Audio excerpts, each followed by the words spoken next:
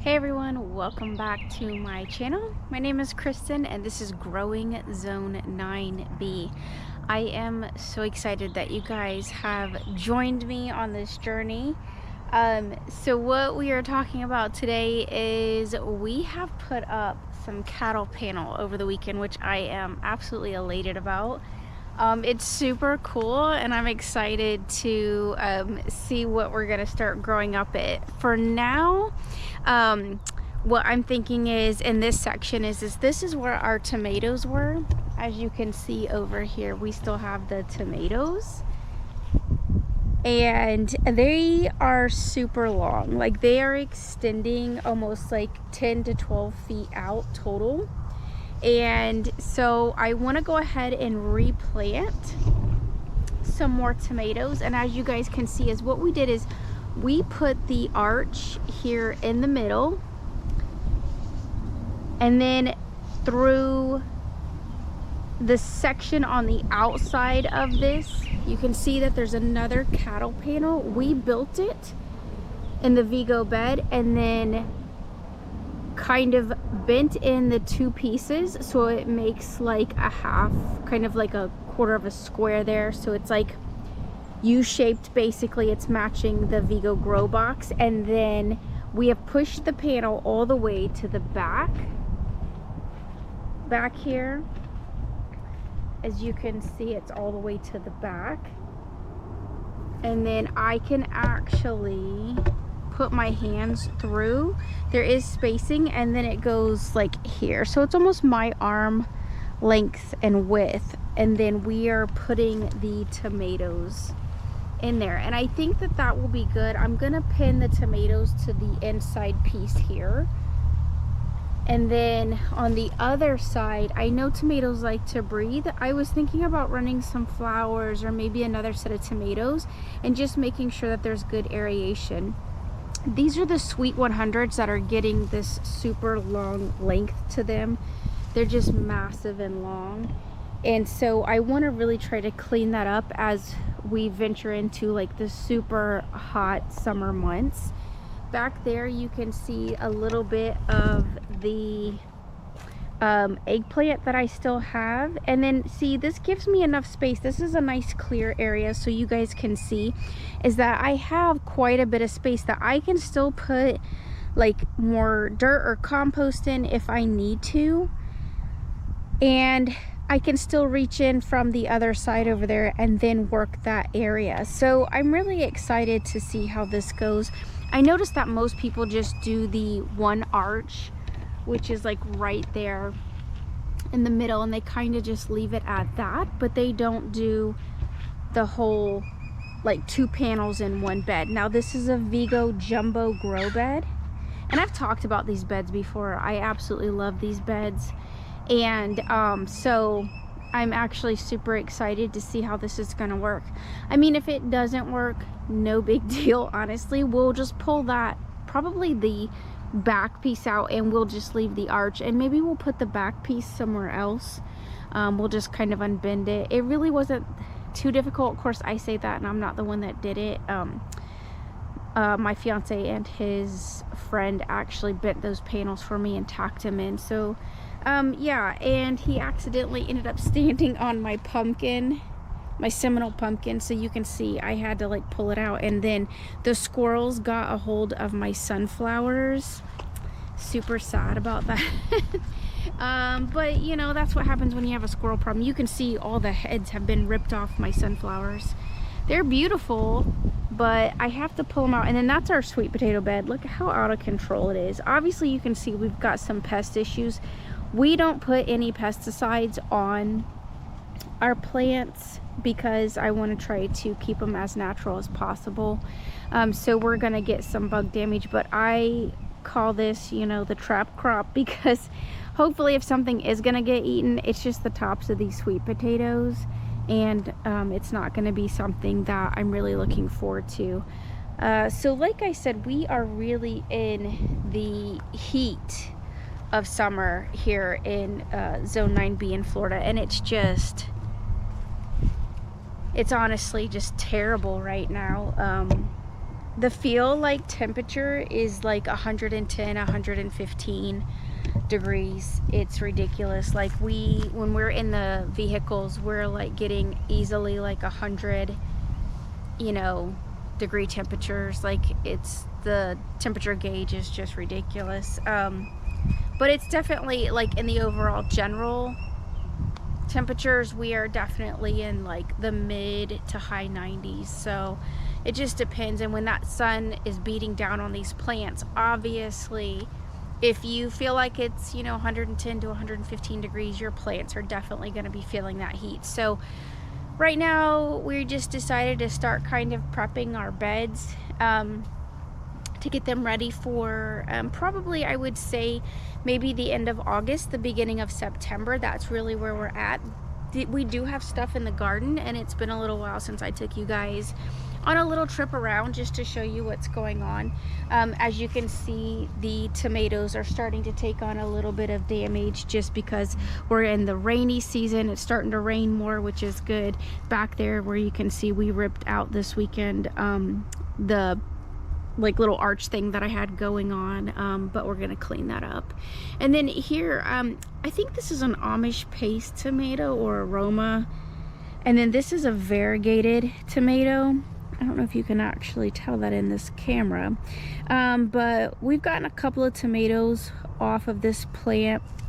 Like I said, it's starting to rain more, so we're definitely, that damage is starting to show on our plants, and they're just withering. It's so hot. So what little bit of tomatoes that we do have left, we are trying to keep.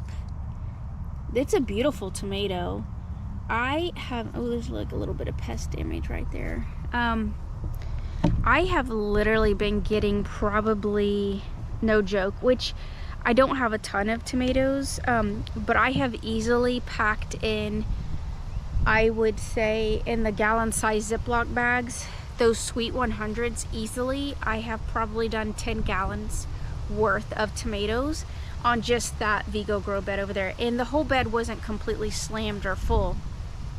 So that's really a good thing. I mean, if you think about it, if you went to the store and you purchased 10 gallons of tomatoes, that would be like incredible. Like your bill would be ridiculous. So I mean, not only would it be a ridiculous bill, but you wouldn't get that taste. So just this past weekend, I went ahead and I made some salsa, and it was so good. I literally just took like probably a half a gallon of tomatoes, and I roasted them. I also did some roasted onions. I put them in the oven for like 375 for about 40-45 minutes. You know, obviously you do what works best for you, do your research on your recipes. I put a little bit of garlic in there, and I did some fresh parsley. I kept that parsley, I didn't cook that parsley, and I basically put it in a food processor, kind of made it that restaurant style, put a little bit of that Redmond's real salt in there and just mixed it up. I just did a refrigerator process. So I'd taken some of that over to my parents, and then I shared with other family members. I think we have a hawk or an eagle squealing over the top of us right now. I don't know if you guys can see it. Oh no, it just left, of course. When I try to show you, maybe it'll come back. Y'all see that? So I apologize. It's either a dog or it's a bird. That's all right. Hey, you know what? That's what being in nature is all about, is just getting that vibe right there, you know? It doesn't bother me, but it's, you guys are probably picking up pretty well in this in the camera. So so that's what we've been up to. So since I have two U-shaped grow beds, I also did this on the other side. So let's go over there and look at it. The sun is super bright, and y'all, look what's coming back. I mean, this is like the Persian mulberry is ever bearing. Like I said, we've been getting some rain. So as y'all can see, look, oh, I already got some dark ones. I don't want to mess the web up here. I don't know if y'all can see that. There's a spider web, but see, we're already getting the mulberries back in because it's been raining so much. So I'm excited about that. So we'll be back in the mulberry season. I still have mulberries that are frozen in the freezer. All right, so here you go. Hopefully y'all can see this. Now you can see that my squash plants have been getting chewed up by, I've got worms, I have the vine borers are in there. So this was the first set that I actually put in, and then as you guys can see, we did the U shape again in the back. Obviously I'm still processing from my, you know, hot summer garden, but eventually we're gonna get this to drape over and have something run up it, probably some squash, and then obviously I have the U-shaped arch in between, so we've mimicked what's on the other side, so I'm really excited about that. These are obviously gonna come out because they're just, oh yeah, look at that worm poop all over, so disgusting. What I've been doing is I've just been, oh yeah, look, y'all can see a worm right here. Hopefully you guys can see that. There's obviously plenty more because there's poop everywhere. I just squish them. Sorry, like, you've got to go. If you don't like that, don't watch this channel, because I literally just squish them. That's what, I mean, I try to stay on top of these. Wherever that leaf curl is like that, there's usually a worm in there. Like this one, definitely. There's definitely worms in there. And they will just take over, unfortunately. I mean, they're everywhere. They're just eating it up. Oh yeah, look at all that worm poop. More worm poop. It's everywhere. And that's what happens. Like, you can see there's still a flower down there trying to do stuff, but they just come in and they just take over. So that's why you've got to do like continuous crops. Oh yeah, look, see, there's a little one right there. Sorry, y'all gotta die. And then I just throw compost in. What will end up happening is that's just vegetable compost. I will turn this bed under. I wanted to show you guys that you don't always have to do it in an actual compost bed. That's just like some lemons, some onions from this weekend, obviously some eggshells. I rinsed those eggshells out. I just get my shovel and I just flip it over, and then I'll put it back into the garden, especially in open spots. I like to leave a little bit of open area just for that purpose. I also have some dill that's coming up, and then there is, I believe that's a Seminole pumpkin. That's what I tried to plant over here. I absolutely love the Seminole pumpkin. Now is not honestly the best time of year. You see there's more Seminole pumpkin, more Seminole. I've got it planted. Dill in between, kind of a little bit of a distractor from them hopefully eating this new set of vegetables. Yeah, this is looking really rough. I mean, I need to revamp this ground. These are a bunch of radishes. This is some arugula. The arugula is still in between and looks actually pretty decent. So, but yeah, look, y'all can see that even my Seminole pumpkins are starting to get attacked. So we're gonna have to do something. So we're gonna have to do something about that as far as the bugs, because we've got to get some vegetables out of this garden. Yeah, because before you know it, we're gonna be back in the fall, and during that time frame, I really like to share with my friends and my family and just get some stuff produced. So this Seminole pumpkin, I actually ordered some from Baker's Creek. That did not seem to do as well for some reason, as far as, like, you know, resistance to bugs and mildew. But the set that I purchased from Seed Saver Exchange seemed to do a little better. Now that's the one that I have over there on the other side that I showed you. I had to pull up because when my fiance and his friend were trying to mold these cattle panels, they ended up, not my fiance so much, but his friend ended up stepping on them. It's okay. I have plenty of seeds. Like I said, we're in the middle of summer, so, you know, it's all right. You take your blessings where you can get them. I was grateful for his help, and it is what it is. He's a big guy, so you know, if you're not really used to the garden or paying attention, that's what can happen. I also over here, which they're doing fairly well, and I really haven't messed with them. I like to have like a test bed where I just kind of let stuff just do its thing, and that's over here. Look at that, y'all. Look, I've got vines just growing. Look, there's a little pumpkin right there. Isn't that beautiful? Y'all can hear there's an airplane overhead. Nothing unusual there. Oh, it looks like we're starting to get a little bit of bug damage. Oh yeah, look, we've got a little pumpkin there. So we'll come back and we're letting that run right there. I'll come back today. Yeah, see this leaf is turned over. Let's check it out. I bet there's a worm in here. Oh yeah, nasty bug. So I just squished it. That's what I have to do, is I just come around. It's really a lot of maintenance to me because, you know, I'm working a lot. So to come out here, I don't always catch them. I don't always catch this stuff. I'm definitely gonna hit this up with a little bit of maybe some happy juice. Look, that vine's going all the way over there to like our porch area. So and I wanted to, yeah, y'all see all my Mexican sunflowers. Isn't that beautiful? They're just everywhere. I'd like to run these all through the front yard and just let everybody enjoy nature. That always makes me happy. I did this whole thing one year where I just put a bunch of sunflowers in the front yard, and I actually had people that would stop by and just tell me how much they loved just having the opportunity to drive by and look at the sunflowers. Some people would just get out of their car and cut some, which didn't, you know, that wasn't very cool, but but I mean, you know, that's the kind of the risk you take. Looks like we got some bugs up here. Maybe it's like a wasp or a bee. Yeah, it looks like maybe some bees. They're enjoying life. But yeah, it's always good to bring you guys on my journey. I was really just super excited to be able to show you what we had done with the cattle panel. I know a lot of people just do the arched piece of it and they don't do that like U shape.